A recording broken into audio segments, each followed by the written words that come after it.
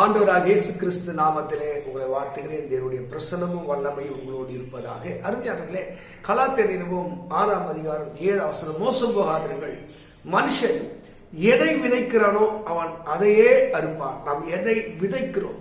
கீழே 8ஆம் வசனம், மாம்சத்துக்கு என்று விதைக்கிறவன் இந்த சரீரத்துக்காக, இந்த பூமியிலே நல்ல சந்தோஷமாய் வாழ்வதற்காக இச்சை, காம விகாரம், களியாட்டம், வேசித்தனம், விபச்சாரம், இதற்கு இந்த உடலை அலகழித்து இதுக்காகவே வாழ்கிற மக்கள் ஒரு கூட்டம் உண்டு.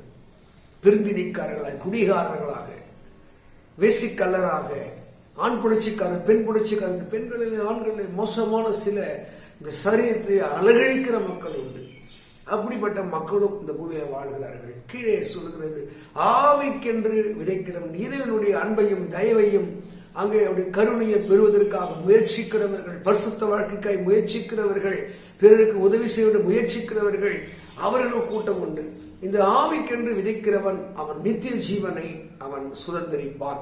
அப்ப நித்திய ஜீவனை சுதந்திரிக்க வேண்டும் என்றால் இந்த சரீரத்திலே நீங்கள் எந்த பிரமாணத்திலே வாடுகிறீர்கள்? ரோமர் 8 வாசிக்கும் போது ஆவின் பிரமாணம், மாம்ச பிரமாணம், இந்த 2 வகையான அங்கு சட்டங்கள். மாம்ச சட்டம், மாம்சம்னா குடி, வெறி, விபச்சாரம், வேசித்தனம், பகை, விரோதம், கொலை, பழிக்கு பழி, இது மாம்சப்புறம். ஆவின் புறம் மன்னிப்பு, தாழ்மை, புண்ணியம், கர்மம், நீதி, நியாயம், நிதானம். அதைத்தான் நீங்கள் எதை விதைக்க முயற்சிக்கிறீர்கள். நீங்க 2 கொரிந்தியர்ல 9ஆம் அதிகாரம் 6ஆம் வசனத்தை படிக்கும் போது, சிறுக விதைக்கிறவன் சில கொஞ்சம் புண்ணியம் பண்ணுவாங்க, கொஞ்சம் நல்லது செய்வாங்க, கொஞ்சம் இறை நீதிக்கு வருவாங்க, 25% கொஞ்சம், 75% சுயம்.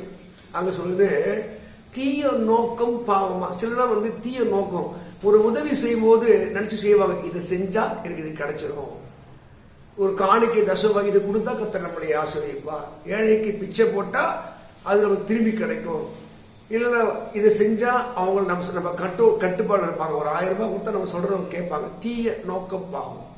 கைமாறு கருதாமல் கடன் கொடு, வாரிகிரை தான் ஏழைக்கு கொடுத்தான் அவன் நீதி என்றைக்கும் நிற்கும் என்று எழுதப்பட்டிருக்கிறது. ஏழைக்கு இறங்குறவன் கர்த்தருக்கு கடன் கொடுக்கிறான். பிரயாசப்பட்டு பயிரிடுகிறவன், நீங்கள் பிரயாசப்பட்டு பிறருடைய ஆசீர்வாதத்திற்கு, உங்களுடைய பிள்ளைகளுடைய ஆசீர்வாதத்திற்கு, உன் தலைமுறையுடைய ஆசீர்வாதத்திற்கு, நித்திய ஜீவனை சுதந்திரிப்பதற்கு நீங்கள் பிரயாசப்பட்டு பயிரிட வேண்டும். எதை விதைக்கிறோம் என்பதில் இங்கு சொல்வது, சிறுக விதைக்கிறவன் சிறுக இருப்பான், பெருக விதைக்கிறவன் பெருக இருப்பான். அங்க சொல்வது, நீதி விளைச்சலை நான் உனக்கு தருவேன். இறைவனுடைய நீதி விளைச்சலை நீரான பெற வேண்டும் என்றால் எந்த வகையான விதை?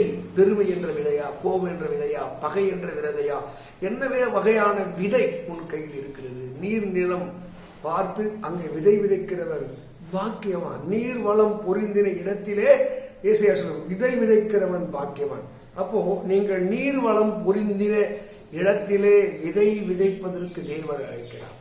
நீர்வளமாகிய இறைவனுடைய கருணை, இறைவனுடைய தயவு, இறைவனுடைய இரக்கத்தை சம்பாதிக்கிறவர்களாக எப்போ மாறுகிறீர்களோ அப்போ அந்த ஆசீர்வாதமான விதைகள் முளைத்து வரும். தேவ மக்களே, எதை விதைக்கிறோம் என்பதிலே நாம் தெளிவாக இருக்க வேண்டும். எதை விதைத்தால் எது நடக்கும் என்பதிலே நாம் தெளிவுள்ளவர்களாக இருக்க வேண்டும். இதைத்தான் இந்த பரிசுத்த வேதம், மனுஷன் எதை விதைக்கிறானோ அவன் அதையே அறுப்பான். நீதிக்கென்று விதை விதையுங்கள். அப்போ நீதிக்கென்று விதை வைத்தால் தயவுக்கு ஒத்ததாக நீங்கள் அறுக்க முடியும் என்பது வேத வாக்கியங்கள். அதனாலே பகை விரோதங்கள் விதைத்தால் திரும்ப வரும். நீங்கள் பொய் பேசுகிறவர்கள பொய் திரும்ப வரும். நீ விரோதிக்கிறவர்கள விதை திரும்பி விதை அதே விதை தான் வரும். அதான் ஆண்டு சொல்கிறார், முட்செடியிலே அங்கே அத்திப்பழத்தை அறுக்கும், நெருங்கி செடியிலே மாதுளை பழம் அறுக்க முடியுமா? நம்ம கற்பனை பண்ணிக்க, எதை விதைக்கிறீங்க அதான். நீ ஆப்பிள் விதைச்சா ஆப்பிள் தான், புண்ணியம் விதைச்சா புண்ணியம் தான், பகை விதைச்சதா பகை தான். அதனால எதை விதைக்கிறோம் என்பதிலே நாம் தெளிவாயிருப்போம். இந்த வேத வாக்கியத்தின்படி, ஆண்டவரே நல்ல விதை விதைக்க எனக்கு கிருபை தாங்க, அந்த அறிவையும் ஞானத்தை எனக்கு கற்றுத்தாங்க. கேளுங்க, கர்த்தர் உங்களை ஆசீர்வதிப்பாராக. God bless you. God bless you.